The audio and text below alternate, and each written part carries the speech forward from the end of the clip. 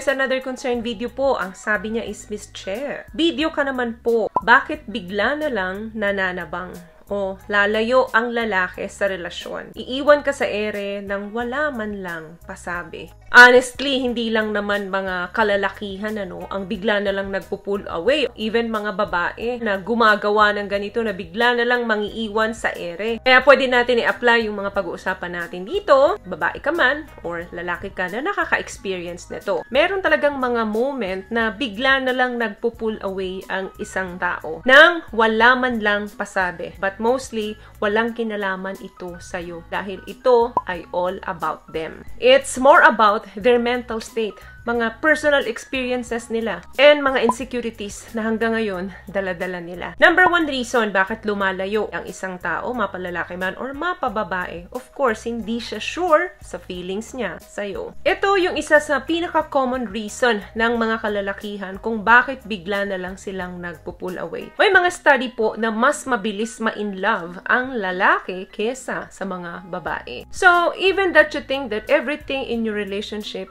is smooth, progressing nicely, magugulat ka na lang, bigla na lang siyang madidetach sa'yo. Dahil yan, hindi siya sure kung ano yung feelings niya about you and dun sa relationship nyo. Masyadong confusing to, pero wala kang ibang dapat na gawin kundi bigyan siya ng space para maisip niya kung ano talaga yung gusto niya. Kailangan ma-figure out niya yung mga bagay tungkol sa inyo. Number 2, afraid of commitment. Ito, very common din na to. Ang fear of commitment po, marami pong nakapaloob ditong mga dahilan. Isa na dyan, yung feeling pressure siya, feeling of accountability. May takot siya doon, na overwhelm siya sa mga bagay na kung ano yung nangyayari sa inyo in the present. Possible kasi na nagkaroon siya ng mga bad experience doon sa previous relationship niya. Minsan naman doon sa kinalakihan mong magulang, may unsatisfactory marriage between doon sa parents. Madalas kasi nadidevelop natin yung fears and insecurities doon sa early stage ng buhay natin. At nagbi-build yun sa atin kung papaano natin nakikita ang isang relationship. Kaya minsan, naia-apply mo yun sa sarili mo. Kaya calm down ka lang. Give him time to think.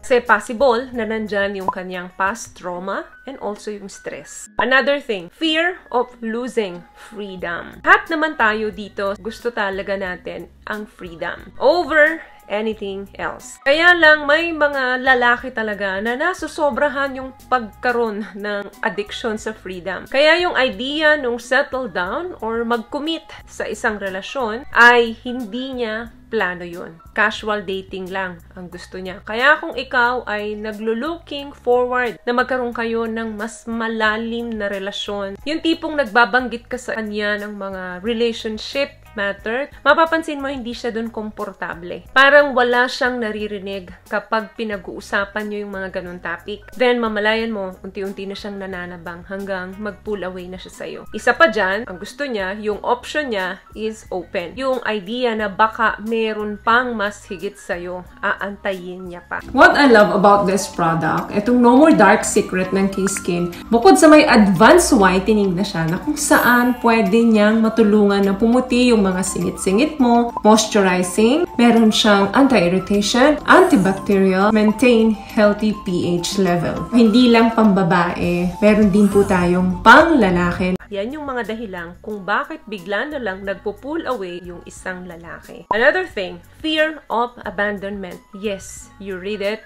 right. Ang mga kalalakihan, may takot yan dun sa salitang abandonment. Yun nga lang, hindi sila vocal. Hindi tulad nating mga babae. Sinasabi talaga natin, ine-express talaga natin dun sa mga partner natin kung ano yung gusto natin at takot natin. So, kapag nade-develop na yung feelings niya dun sa taong nagugustuhan niya, medyo lumalalim na yung pagmamahal niya, dun na pumapasok yung fear of abandonment na baka isang araw, iwan ako nito. Pabigat ng pabigat yung ganong pakiramdam sa kanya. Ang reason kung bakit ganito is pinoprotektahan niya yung sarili niya of getting hurt. Kaya magpo-pull away na lang siya, lalayo na lang siya sa'yo kahit na meron kayong beautiful relationship. Yung mga ganitong case, possible na yung kinalakihan niya, yung childhood niya, is hindi maganda yung samahan nung magulang niya. Nakikita niya yung madalas na pag-aaway ng magulang niya, then nauwi sa hiwalayan. Unconsciously, nade-develop sa kanya yung protective protective layer around himself to overcome his fear of abandonment. Kaya natural na sa kanya yung bigla na lang siyang magpo-pull away sa'yo. Another thing, unrealistic or too many expectations. Minsan kasi, hindi mo namamalayan na ipaparamdam mo doon sa lalaki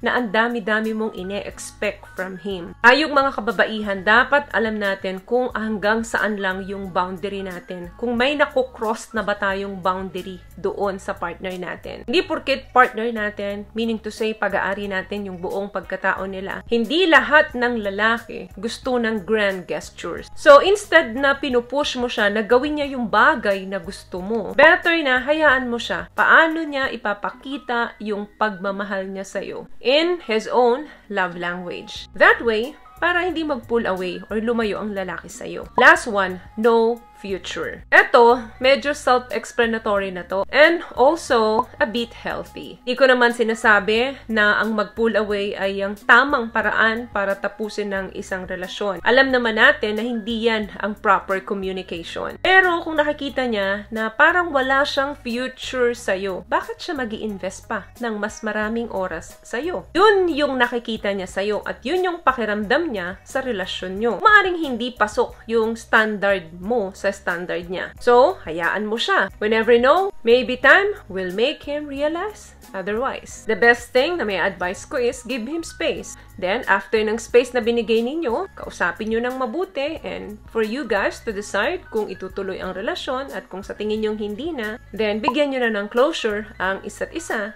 and move on. Mahirap man ito, pero malalagpasan mo. So, yun lamang guys ang video natin for today. I hope nakapagbigay po ako ng tips at kung nagustuhan nyo po ating video, please give it a thumbs up, comment down below, and also share this video na rin po sa mga kaibigan sa tingin nyong matutulungan ng video natin. Once again, palagi po kayong mag-iingat at palagi po kayong manalangin. Thank you guys for watching and see you in our next one. Always love yourself and be a blessing. Bye!